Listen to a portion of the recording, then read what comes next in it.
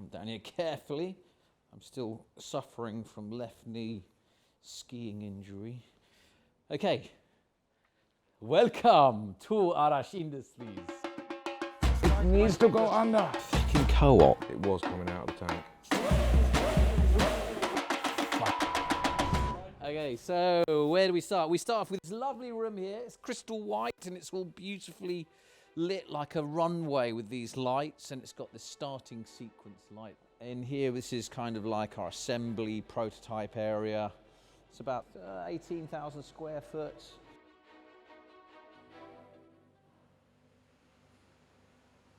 Good lighting. I do like the lights here as well.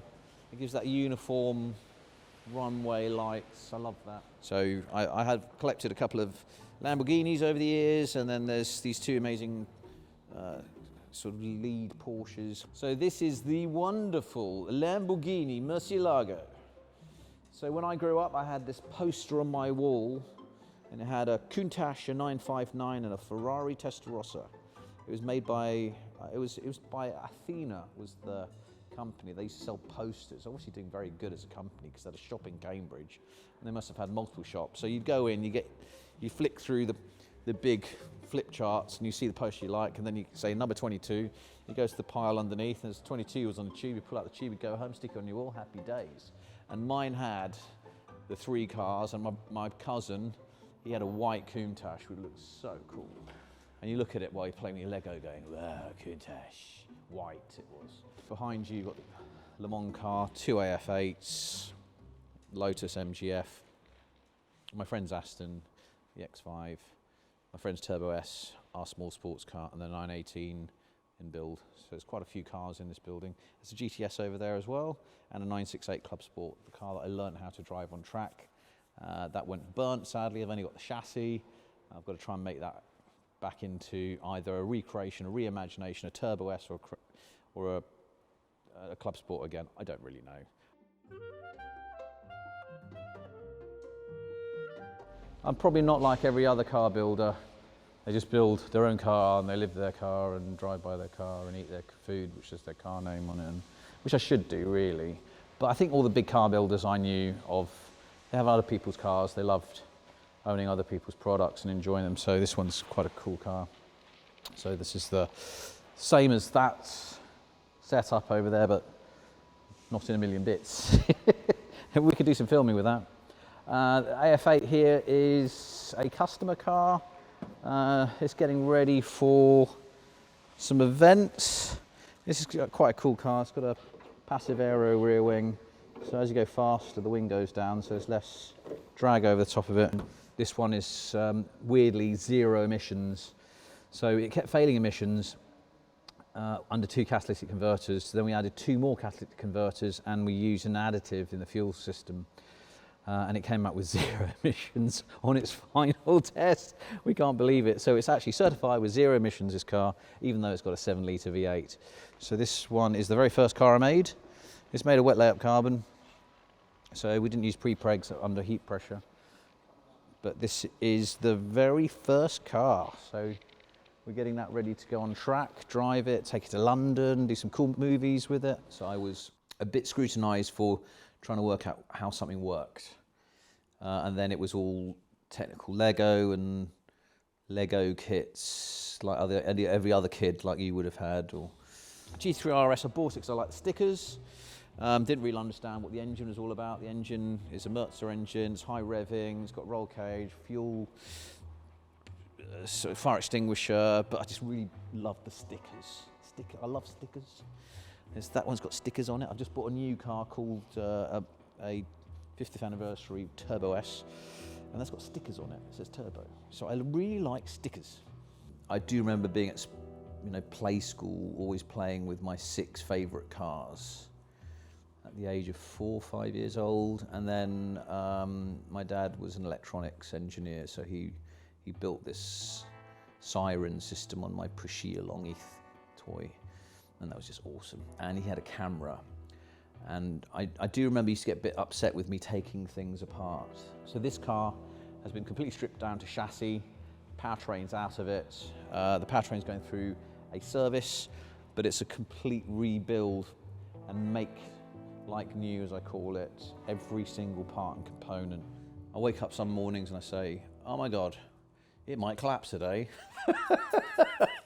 Or we got some serious problems going on here. Oh my God, when did the bird poo on that? Shit balls. In here we're doing all the dirty work. The machinist left, the CAD designer left, laminators left. Brilliant, like that. Go on. Slide her in and out. She's in. Oh, she's done. That's it. Brilliant. Okay, so we're either got a massive engineering problem or we've got a group of people that are causing an issue. Woo! Can you keep up with me? Our survey says we're going to run out of cash, or we're not going to make a show, or something's gone wrong with the car.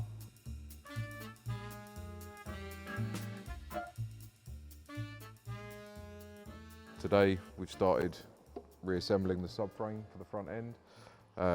It's quite a job in itself because the components, although individually are quite light, together it's quite a weight. So once you start putting it all together and you still need to move it, it starts getting quite hard and you need multiple bodies.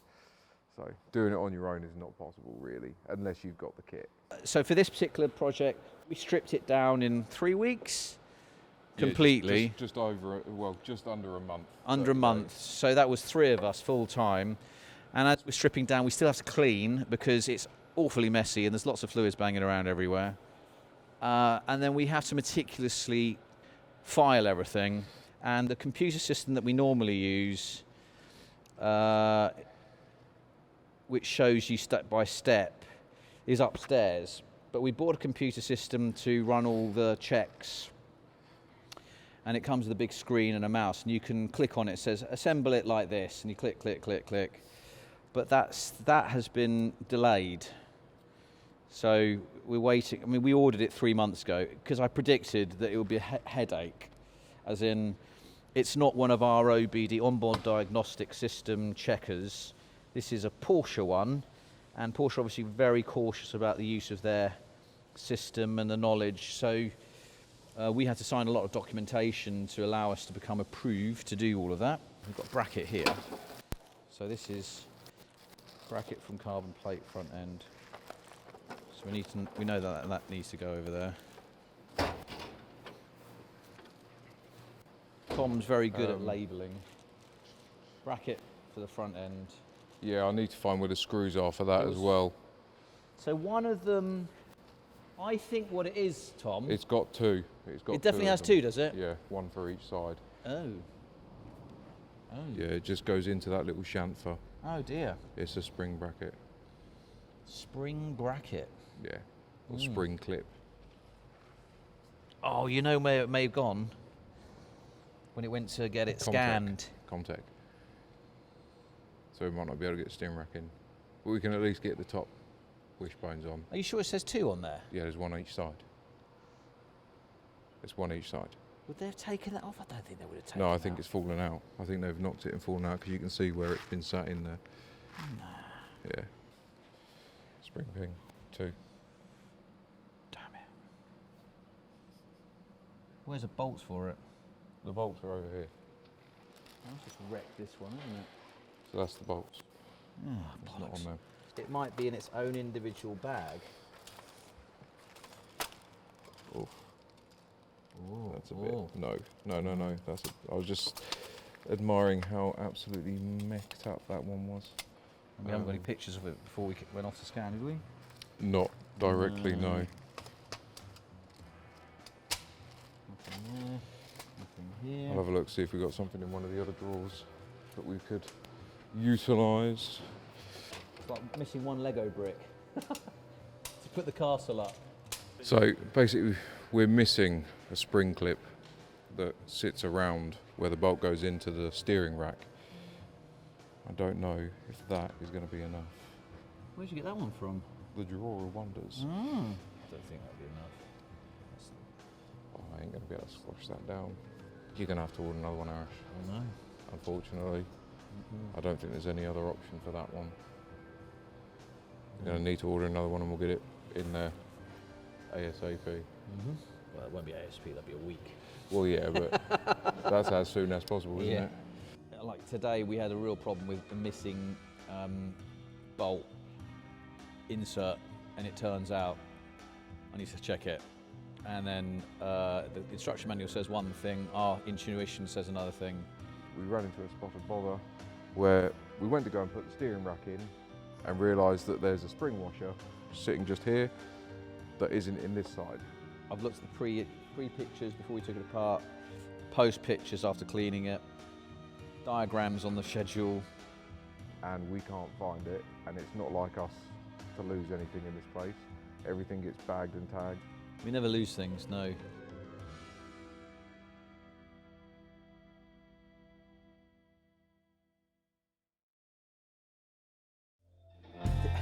You recording this? They got 2 different memberships, so when I go and pick up from the station, I've got to use.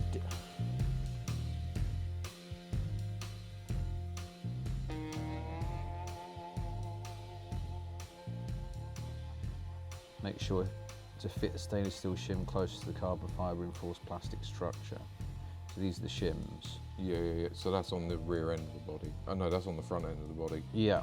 Yeah, so we've got those. It doesn't say put new nuts on though. No, that's to connect them to the car. Right. That's the top ones. It's not connecting it to the subframe, which is what we're doing right now. Oh, there you go. Hey, look, we found it. Removing steer gear, loosen and remove, interstitial tightening. Oh, there you go. Tightening, £26 foot. So it's only got one collar. The dowel sleeve 1 remains on the steering gear. Secure the steering gear to prevent it from falling out. Okay, so I mean you can't see it because I've got to blur it because of the license agreement I've got with Porsche, but we checked here on this lovely diagram and it says it only needs one dowel on one side. So that's confirmed it by there. This is one thing we had to do today to eliminate all our unknowns. So it looks like the parts catalogue here is telling us it needs 2 dowels, which is incorrect. The assembly manual shows only 1 dowel to keep this steering rack in position, and there's two bolts, and it looks like I've got to replace the bolts. I don't know. I mean, they don't normally get it wrong. No, it might have just been a print error. So where they've been writing out the manual, someone might have accidentally pressed 2 instead of 1. It can be easily done. And just because this has never been done before, they've never noticed it. Yeah, we don't lose things because... for a short while, it was freaking me out because we don't lose things. Yeah, well, so we do take everything off quite forensically, and then it all goes in a bag and it's labelled, and you can see the labels. And the labels on this are dedicated to this build. They're all logoed, and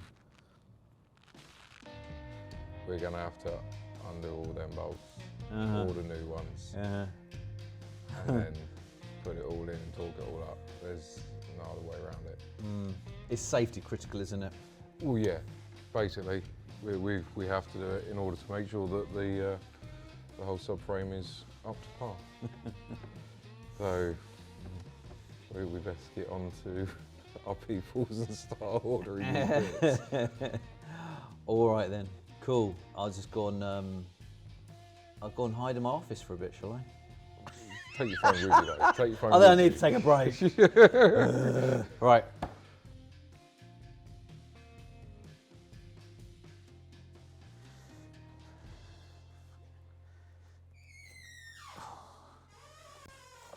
I'll do unpopular music, fitting for the shit show. Whew. John Jones and Erhan Dunn, piece number 5. Let's bang this on here, shall we?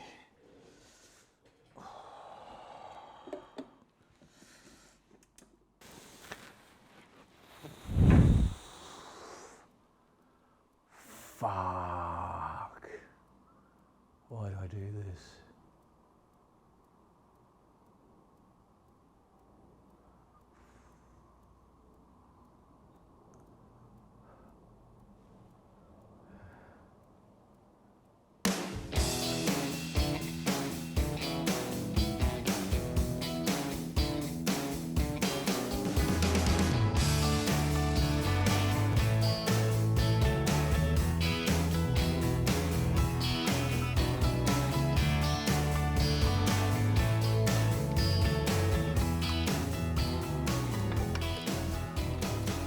This is It's just like pre-fit. Yeah, this is the technical exercise so we know exactly how it all goes back together. So it's just a pre-fit to make sure everything goes where we want it to go.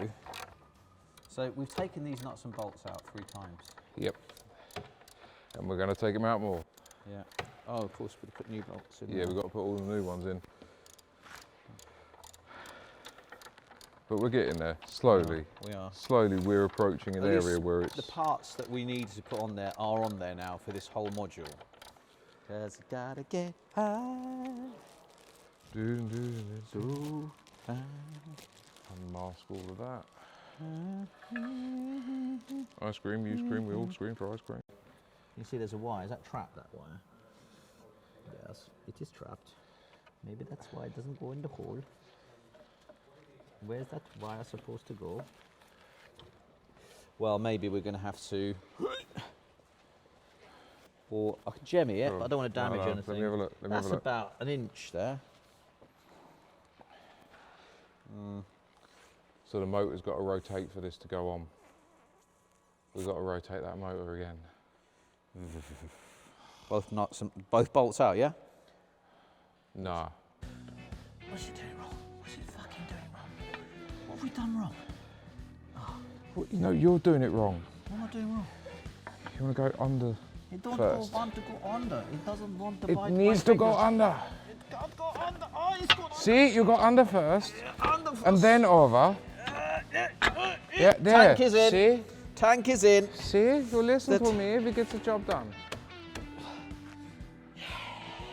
So that one goes into there. I'm gonna have to give that a bit of a. Unless it can't do it, I have to do it. What? Spray or polish. Oh, Or you proper confused me then with what you were saying. check. Yeah, Herr General. Yeah. Yeah. How are you? Yeah. Yarp. Yeah.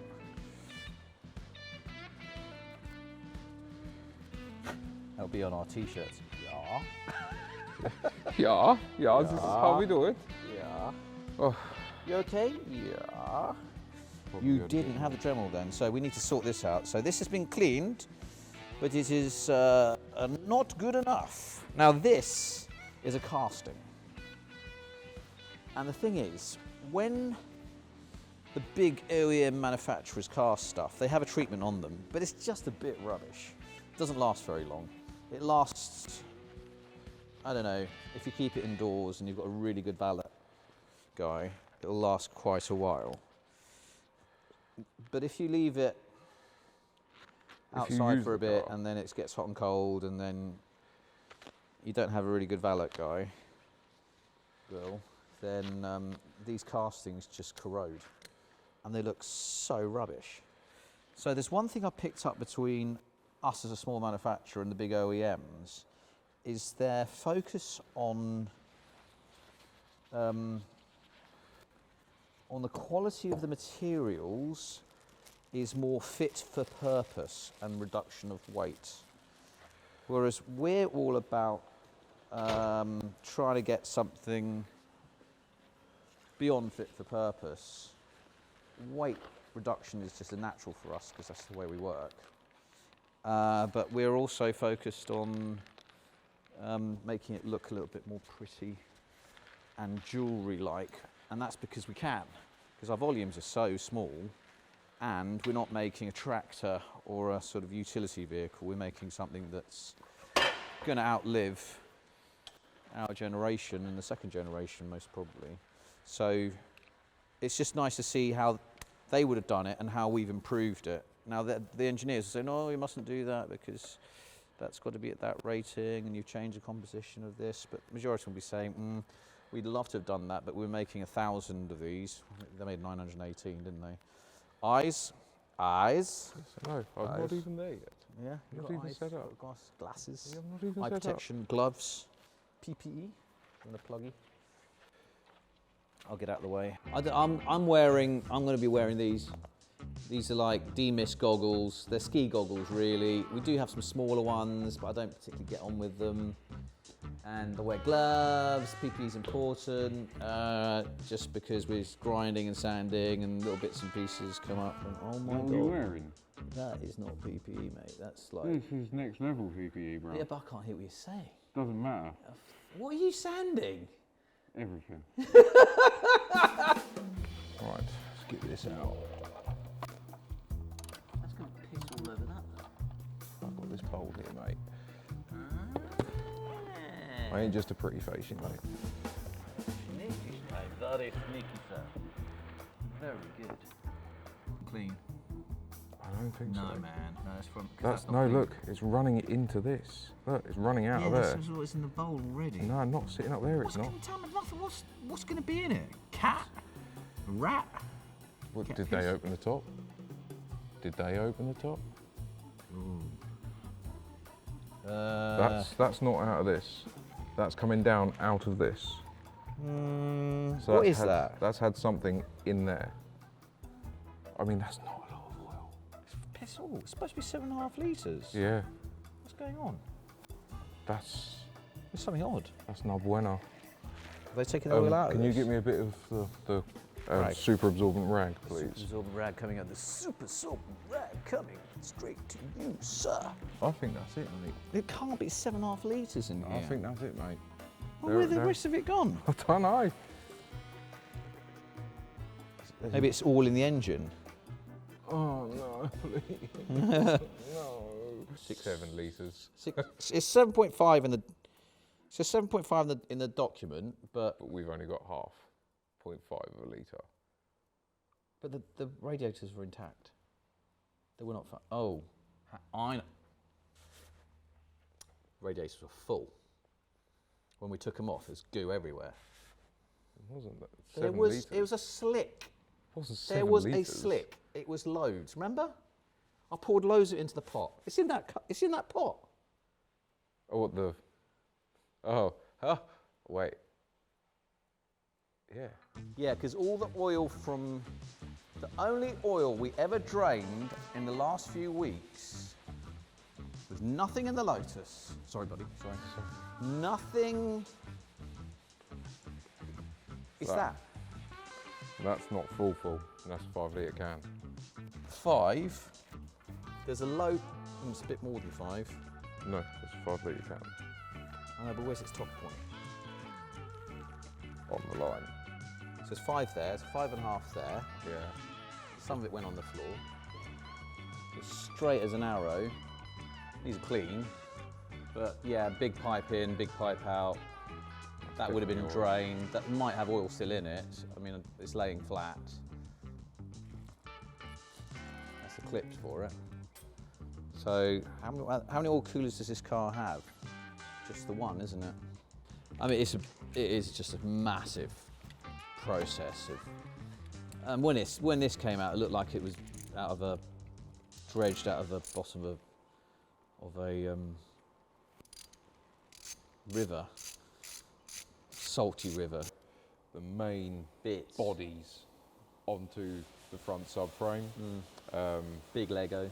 There isn't really much point in us going any further beyond this at the moment, due to the fact that we need to wait for the new bolts and nuts to come from New Porsche. nuts and bolts.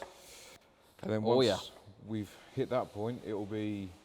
I don't think there's much. There's a ground cable, I remember. Ground cable's already in.